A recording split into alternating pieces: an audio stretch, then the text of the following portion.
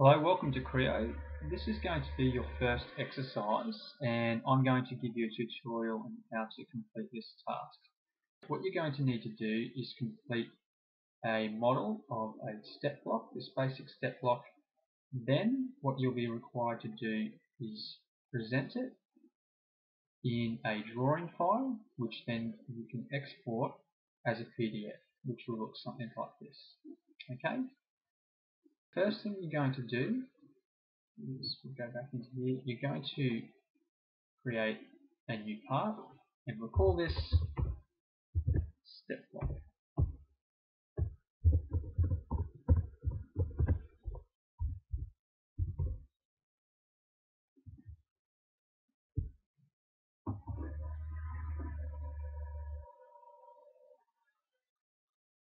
Okay, first thing I want you to do is to make sure you have your working directory set. Now, if you haven't done that before you opened up your new part, you can go into Manage Session and then select your working directory. And you can navigate your way through to that folder you created. We're also going to, before you start modeling anything, make sure you have set the correct units. To do that, go into File, Prepare, and this icon here, Model Properties, select that. And what you're going to need to do is check that you have the correct units. So we need to be working in metric. Sometimes your Creo will default to imperial. So at the moment this is defaulted to inches, so that's in imperial. We need to change that.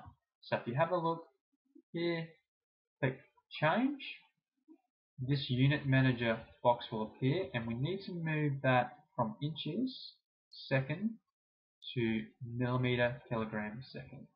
And then select set. Convert dimensions, we need to interpret dimensions as 1 becomes 1 millimeter.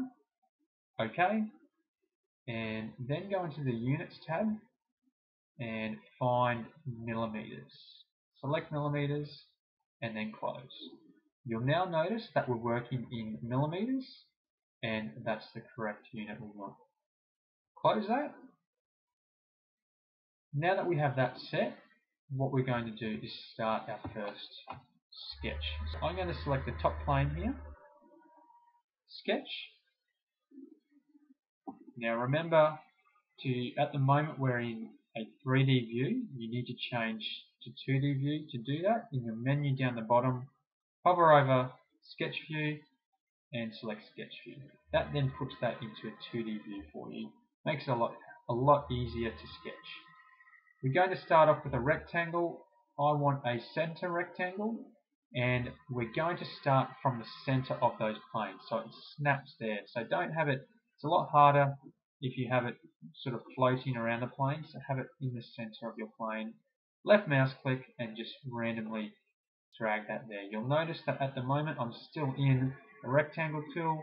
If you press the escape key or just hold down on your scroll wheel for 1 second and release, it then releases you from the rectangle tab and the box that you've sketched is highlighted, is shaded, and you have some dimensions there. What we're going to do is change these dimensions to 200 and 100. Okay, you'll notice that they all change. And let's accept that sketch. So the top right hand corner, click OK. So we have a basic rectangle at the moment. We're going to now extrude from that sketch. Left mouse click on extrude. Okay, and we're going to make that, let's go 50. And click the tick for there. Now, as I've said in previous tutorials, you can sketch onto two things. You can sketch onto a plane or you can sketch onto a surface. This time we're going to sketch onto a surface. We're going to sketch onto this top surface here of that rectangular prism. Just click on the surface and then select sketch. And we need to go into our 2D view. What I want to do is I want to create something for my rectangle to snap to. At the moment, it will snap to these planes, but it's not snapping to anything else.